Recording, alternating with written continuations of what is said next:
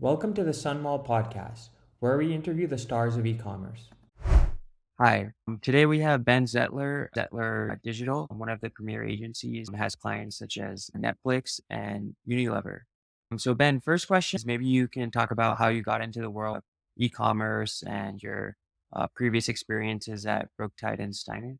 It's been a really interesting journey for me and one a little bit unexpected from where I was 10 years ago to where my career is now. I graduated from college about 10 years ago now. Out of school, I was part of an executive development program at a large department store retailer that I hated. I was there for 2 days and it just wasn't the life that I wanted. And so I, first time in my life, quit something.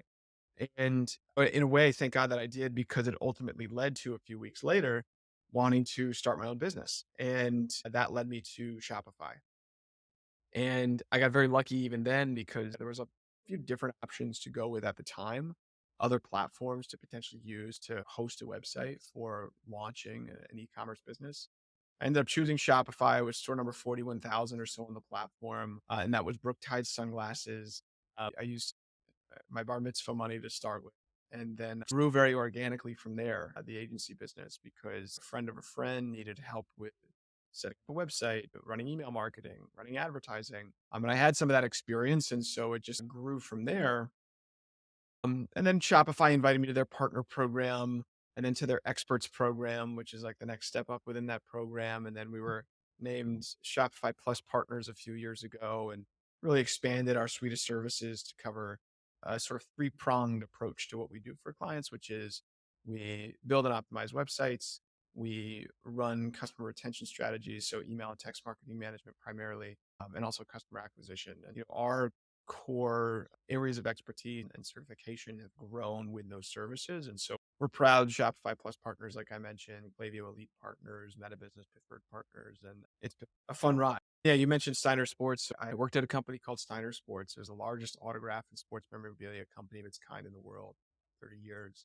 I spent 5.5 years there, which took me up to the point of taking the agency full time.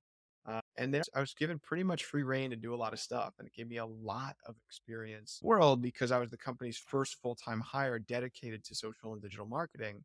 And so it's like blank slate in a way. We took what was a 50,000 follower cumulative following to over 2.5 million in my first few years there. And then my role expanded into overseeing other areas of the business, not just social, but paid advertising, affiliate marketing, email marketing, eventually our entire e-commerce operation. And very much became really a testing day for doing what we were doing for clients that we were working with. And the company got bought out by Fanatics 4 years ago. When that happened, it was a seamless transition into diving into the agency full time. So what really got me is store number 41,000. That's super early on. And the previous experiences is that you did a lot of influencer marketing at the previous brands and key learnings there. It's particularly for Steiner Sports, I think is what you're referring to, given the nature of the business that we were constantly working with professional athletes across all four major sports and pretty much anybody that you think of as far as like a prominent face in the sports world over the course of the last 40 years, I've probably had the good fortune of meeting them and spending time with them. And so those are tremendous assets for that business because you could do a promotion with Shaquille O'Neal to give away a size 22 signed shoe out of the 2,000 that we were having him sign. And your Instagram following could double overnight, which is exactly what happened. Many different things go into that in order to make that happen. But yeah, I know firsthand the impact that doing influencer or creator marketing the right way can have. And was definitely something that was very effective for Steiner for sure.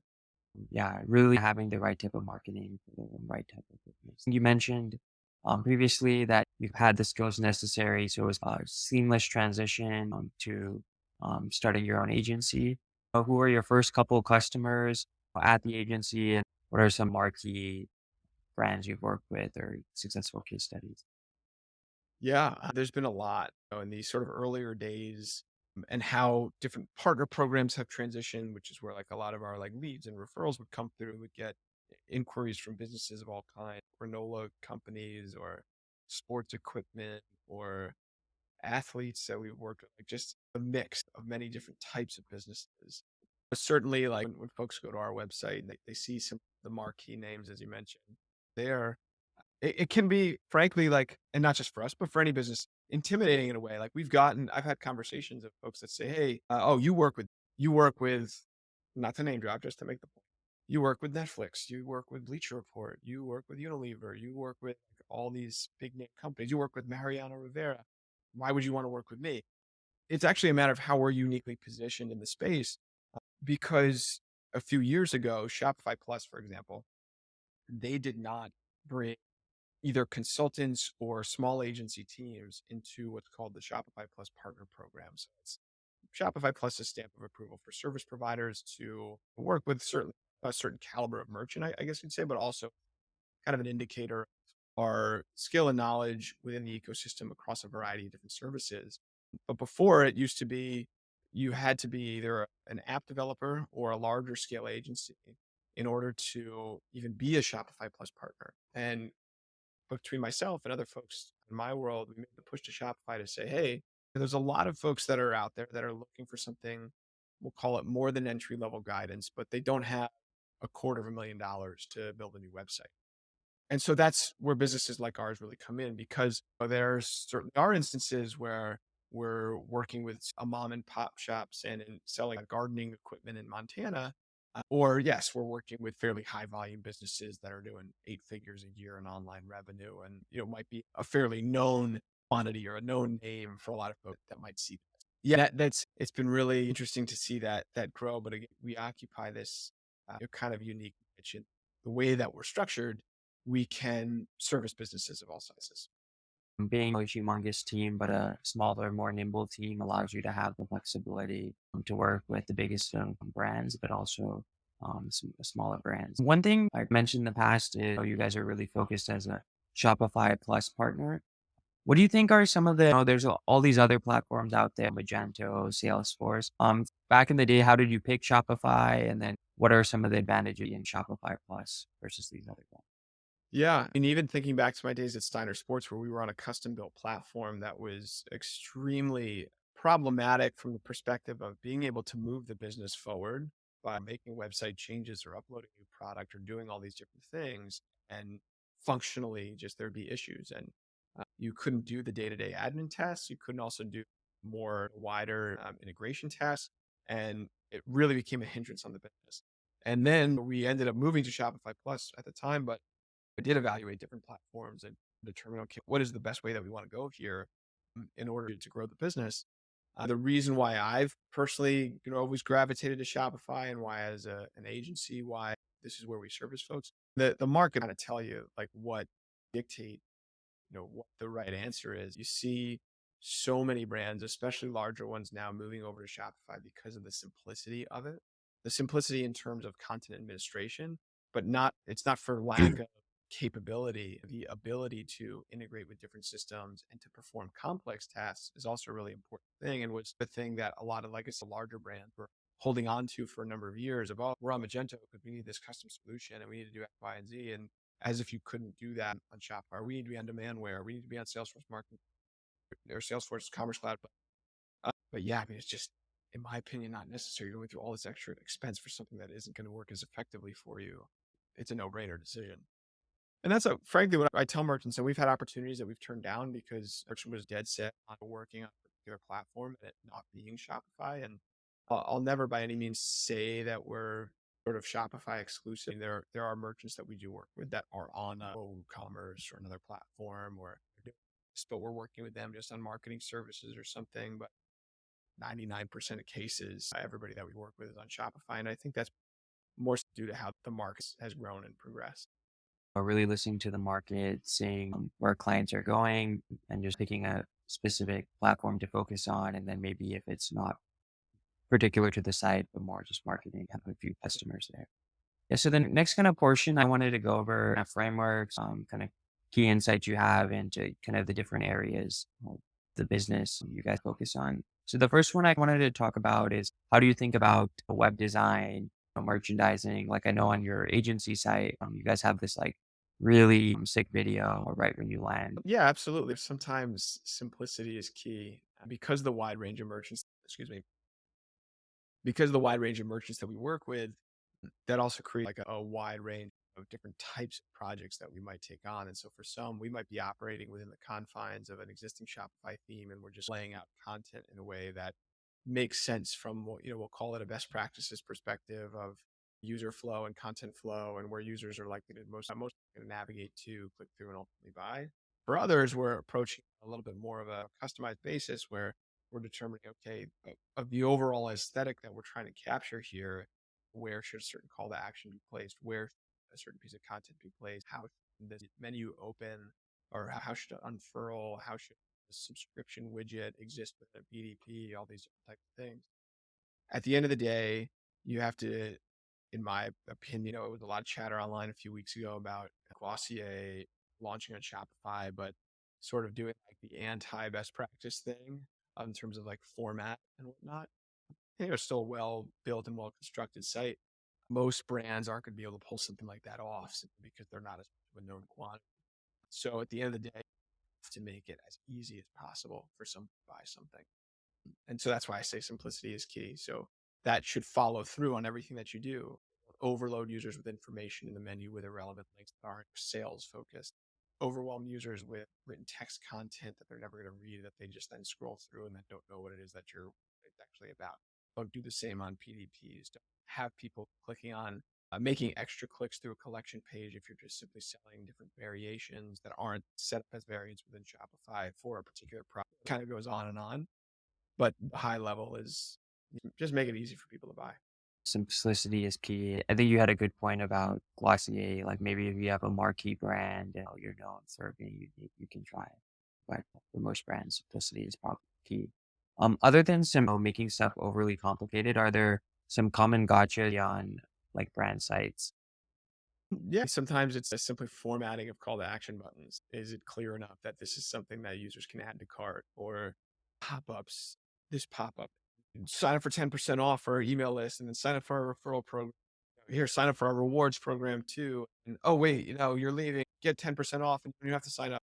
Slow down. I mean, in some ways, like you have to think about what is the user journey? Where are they coming from? What is the referral source? Are you sending users to the site through a particular ad, and what page are they landing on? And if they're landing on a certain page with a particular call to action, should you even have any content showing for them at all?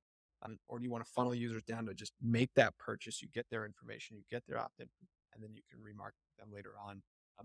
It's this overarching philosophy of, yes, simplicity is key. Don't overwhelm the consumer.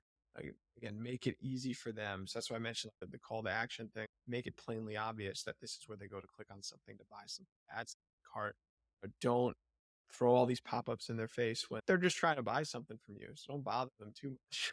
There's a lot even from a marketing perspective when we think about a lot of the Klaviyo work that we do, and I audit accounts all the time and see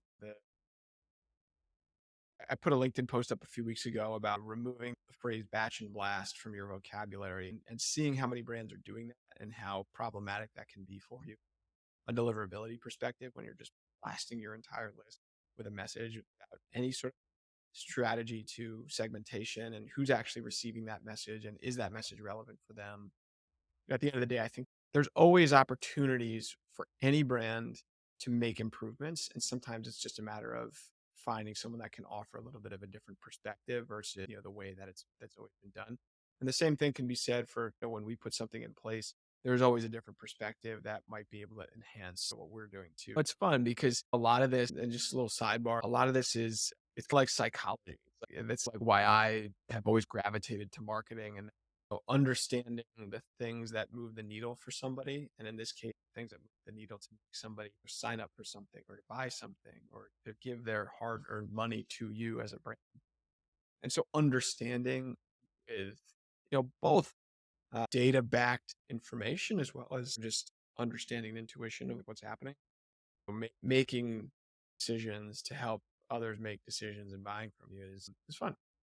Really understanding the user journey and not making it so spammy with all these pop-ups. Like I've been to a couple of drop shipping sites and it's crazy to do. And I totally relate to the market. You got a lot of quantitative, seeing what stuff works, but also to actually create stuff, you really have to understand the user there. So yeah, it's an interesting blend of both worlds there. Are there any kind of tools you recommend people use to kind of create these websites? Use the Shopify native editor, you use some of these? There's a lot of apps to help here. What's been your experience there? I don't recommend any landing page builders because at the end of the day, they're prone to slowing down your site, even though there's certain elements that are meant not to, but it's just inevitable that if you have anything that's going to inject CSS and JavaScript on your site, it's going to slow it down. Load time is super important. At the same time, brands just starting out shouldn't focus on it too much. If you look up the load time for some of the biggest websites in the world, they're not necessarily going to be that great. And so ultimately, I can tell you that there's other things that do matter first. But as a business starts to scale, certainly load time does factor in. And so making sure that your website doesn't load in 5 seconds and that it loads in 2 seconds, 3 seconds, whatever, is massively important and can have massive revenue implications. But yeah, definitely no landing page builder, and even forgetting the speed element of it. But just the ease of use of being able to operate directly within Shopify, especially now post iOS, sorry, not iOS, but post online store 2.0 that was released almost 2 years ago now. That's a really, really big thing, which in my view just negates the need for any of these third-party tools that are building content on your site. Now, that said, there's the beauty about Shopify is there's an app ecosystem that allows you to extend the functionality of your store without having to custom develop something. And there are so many different services that can really support the growth of the business. You start with the stuff at the core, like obviously thinking about your own marketing and email and SMS in particular. We're heavy advocates for Klaviyo, and it's now the most used email and SMS platform for Shopify merchants, and for good reason, because of how seamlessly it integrates specifically with Shopify, but then also how seamlessly you can integrate other tools and systems to leverage that data, leverage that information, purposes of segmentation, conditional splits within flows, and having dynamic content. Klaviyo is huge, but there's a lot that even bleeds off of that. Transactional shipping apps like Wonderman, review apps like Junit, merchandising tools like Rebuy. But those are just a couple that we always gravitate to, but there's many obviously that are out there that all can provide a different use case for a merchant. It'd be really, really helpful, really impactful.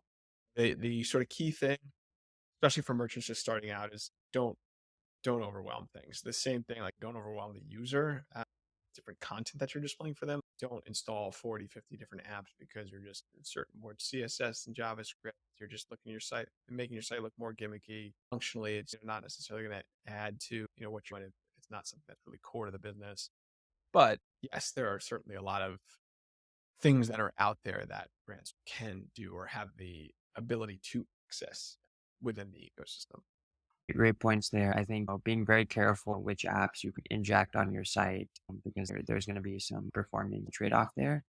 But then also selecting some key apps, maybe Klaviyo, especially if not as much on your site, but they're doing helping you with marketing. Yep. Um, so let's move on to marketing here. So I think earlier on you referenced this too, deliverability is really important here. So any kind of common tips here for deliverability? I think one thing you mentioned is segmentation. Think about your exclusions just as much as you think about the inclusions. So the people that don't want to receive your message as much as the people that you do want to receive your message. Again, remove the phrase batch and blast from your vocabulary because you don't want to email users that are just bogus addresses or that just have no interest in what you're doing. And you can kind of gauge interest through a few different metrics. But more importantly, the lower that positive metrics like your opens and clicks are, and the higher that your negative metrics like your unsubscribes, your bounced addresses, your spam complaint rates, the worse off that you are going to be from a deliverability perspective. The ability for your emails to reach a user's inbox across your Gmail, Hotmail, Yahoo, Outlook, iCloud, etc. So how do you make sure that you do reach an inbox and that you don't go to spam? That's having a favorable domain reputation. Okay, how do you have a favorable domain reputation? You don't do spammy things. This is the high level summary, right? So if you think of it like this, I like to give this example a lot. Let's say you have a new Klaviyo account, existing business. You're bringing over 30,000 email addresses from your old list, and you have some open click rate data at the very least, or the last date that they've opened. You also have your Shopify data for when these users have purchased or not purchased. So a couple of things that you can and ultimately should do there in warming the domain.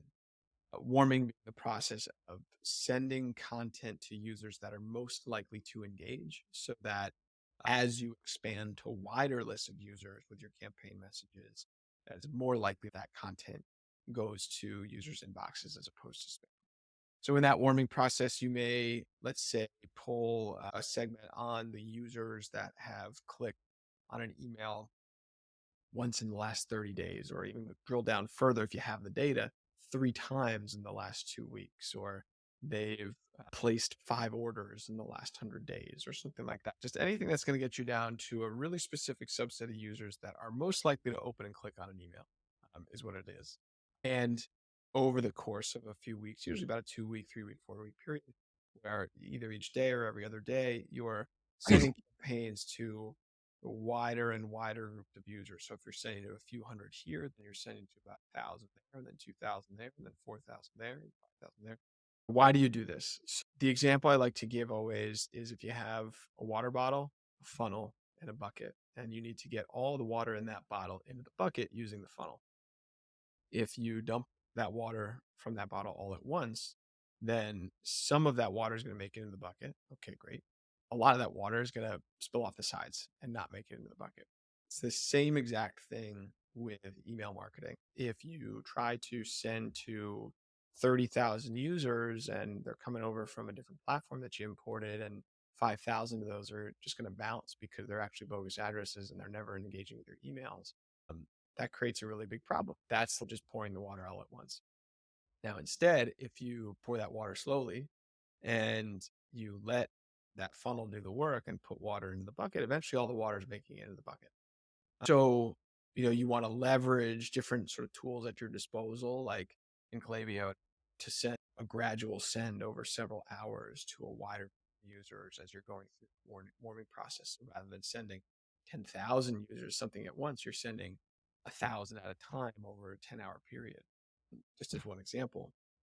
But then also thinking about previous history. So if you've had a Klaviyo account in place, or even if you're just getting started and you've sent a few campaigns, users that have soft bounce, let's say 2 times before and aren't otherwise suppressed, meaning unsubscribed, there's no reason really for you to be emailing them. That's users that you have an out of office reply that's just permanently on their list because it's just some random generic customer service address that made its way to your list, or did somebody use they use their work email and now they no longer work there. And so there's this permanent thing there. Like, any variety of reasons. You may not want to send a marketing email to users that placed an order in the last 7 days and their order's still not even fulfilled yet. There's a lot of things to ultimately consider, even purchase history. And if you sell workout supplements and you have a survey where you prompt users to information about like their diet restrictions or workout habits, and to be able to recommend products to, like, okay, so now someone has indicated, okay, I'm vegan, so I have to have vegan products. And then do you need to be emailing them about whey protein? Probably not, because that's not something they're going to buy. And that sort of example can be applied across a lot of different use cases for a lot of businesses. But yeah, you want to. I'm jumping off into a whole nother point about segmentation and relevance of content and just trying to drive purchases. But back to the deliverability thing, at the end of the day, you want to get content in front of users that they're most likely to engage with so that you can maintain positive domain reputation, so that as you're expanding your sends out to wider groups of users, that you're unlikely to go to spam, you're going to go to inboxes, and then at the end of the day, you're going to make more money. Really thinking about not the batch and blast, but who can you remove from these emails? Because the more people don't view it, the worse the delivery gets. And then also have these tactical things, the warming, and if they've soft balance after a couple times. Maybe we can dive a little more into segmentation. Obviously, there's many ways to go slice and dice to send these emails, but any kind of specific attribute you've seen that kind of generalizes across clients? Yeah, absolutely. There's a couple things that you're always going to want to consider. One of the examples I just gave, segment by users that have made a really recent purchase, one that's not even delivered yet, and don't send them a marketing message for that same product or even other products in theory. I know that I don't need to receive a marketing message from brands if I'm still waiting on an order to come. I can't remember a scenario where I've ever bought something like that. Think about click history. Open history is a little interesting because I see a lot of folks not really knowing what the impact of iOS 15 was and how that really changed open rates and the sort of validity of open rate data. About back in October 21, Apple introduced iOS 15, and What that included was the restriction for email service providers to be able to read or assess when a user is opening a message, because that's something that Apple Mail would block. It would block that reading of that open. So that anybody that uses an iPhone with the Apple Mail app or they use on their MacBook or whatever, and what everybody thought industry wide is that just was going to have open rates tank and open rates would be an irrelevant metric. And so long are the days of being able to even see opens. So one of those two things happened.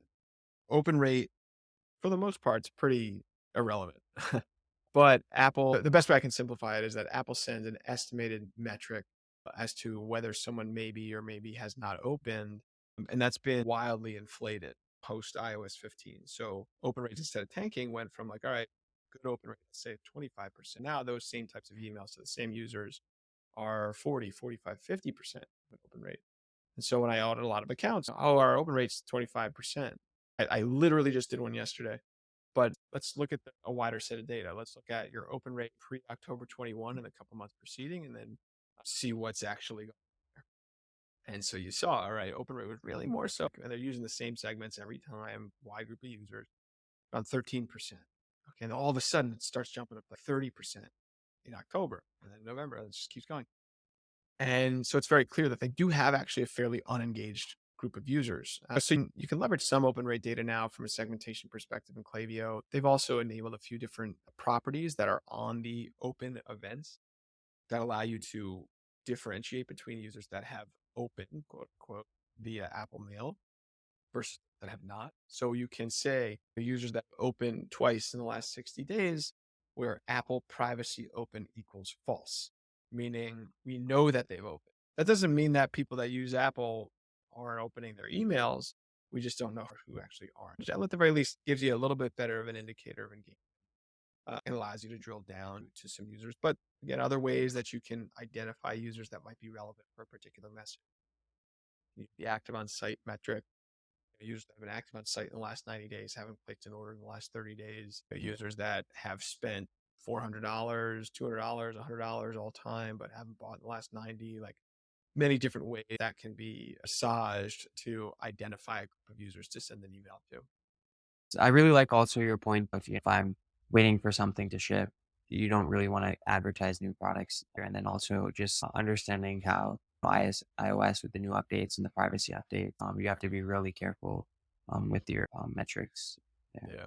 One thing is, so we've talked a lot about email, but I also know texting is another big channel. So how do you think about texting and how do you compare when to use texting, email, and how to combine those? Yeah, we're really big advocates, first and foremost, of having SMS and email built within one platform, unified owned marketing is the big phrase everybody's using now.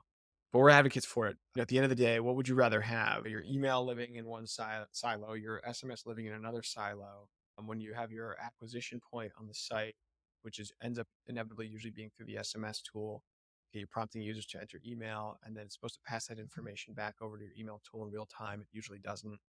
You're serving a welcome flow with the same incentive across email and SMS, but because they're living in two different systems, you can't use Klaviyo's coupon editor.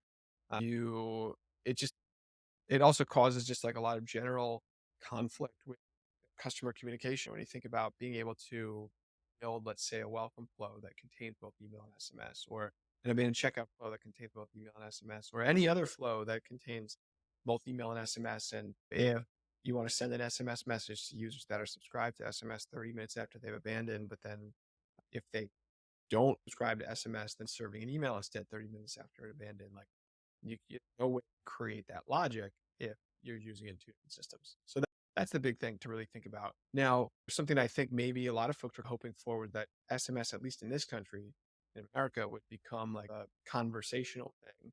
To some degree, it has, but mostly related to like customer service versus send out a campaign and people are replying and you're live chatting. There's as the growth of AI is certainly rapid, there's like different tools that are coming into play that will handle that as like a chat bot. I haven't really seen it implemented on the SMS side specifically yet, but at the end of the day, that's not really the way that the category has progressed, let's say.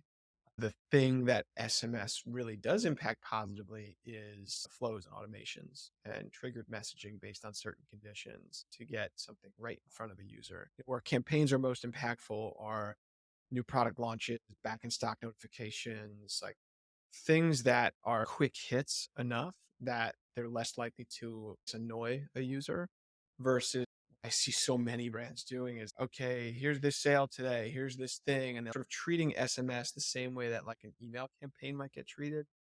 It just doesn't work that way. And especially when you think about as you grow the list, all right, I have 10,000 text subscribers. I'm going to send with this message with an image so it counts as, if you're using Klaviyo, 3 message credits, which is 3 times more expensive than simply just sending something that is text based.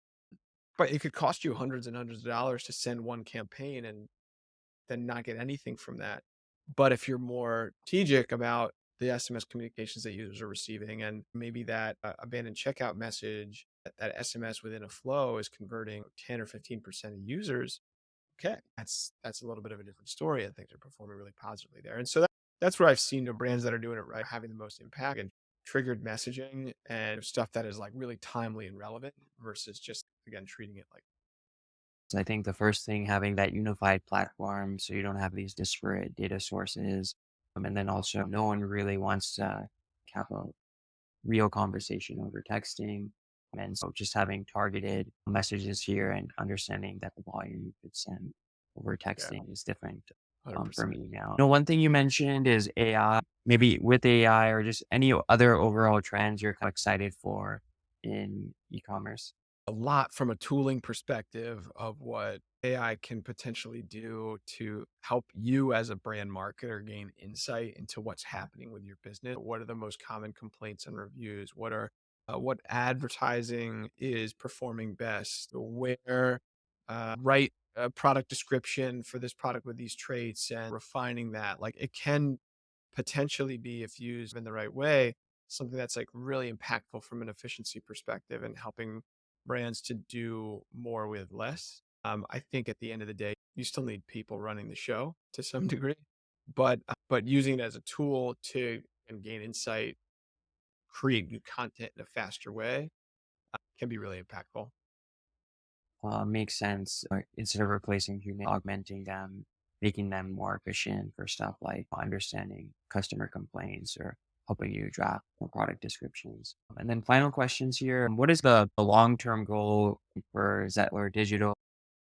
Yeah, I mean, we're really excited about helping merchants doing what they're doing online. Just thinking about the way that my business has grown over the last few years and having a lot of really great opportunities to work with a lot of really cool businesses. I've been having a lot of fun with it. The plan as of right now is to continue that unless something changes. But no, we're really enjoying helping people sell stuff online. And that's not to say, frankly, that this is what we're here for and we don't care about the money. It's like no, money's good, and that is why we are here. What we're doing, that is to make money. And I always find it funny when things like, oh, we're the anti-agencies, we're this part, and I was like, no, you're you are providing a service, you're trying to make money providing that service, and nothing is wrong with that. But still at the same time, like we're having a lot of fun, like doing what we're doing, and we really enjoy it. It's the best of both worlds. You make money and you enjoy what you're doing. And then a final question here. Any favorite brand you bought from recently or really good kind of shopping experience you've had?